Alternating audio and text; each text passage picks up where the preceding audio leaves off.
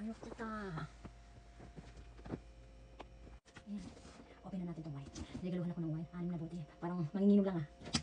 This is from Austria. Austria wine. Red wine. Pero tinikman namin bago binili ito.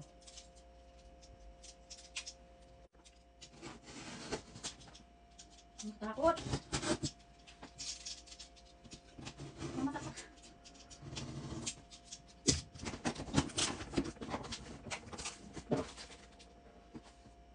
Nandito yung basa ito ah. Winehouse. Winehouse Giahato. Giahato. Ayan lang siya.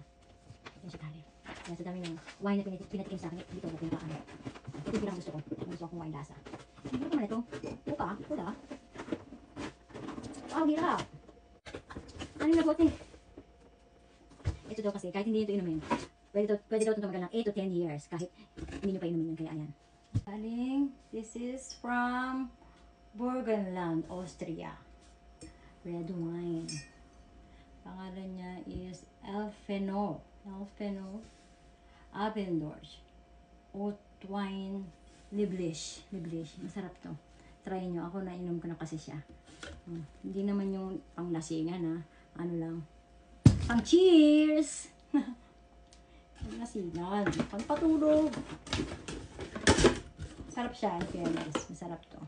Pag gusto nyo matulog ka agad. Siguro makakatulog ka agad. Ayan. Thank you so much sa nagbigay. Ito worth 3,700 pesos siya. Ano? In yen.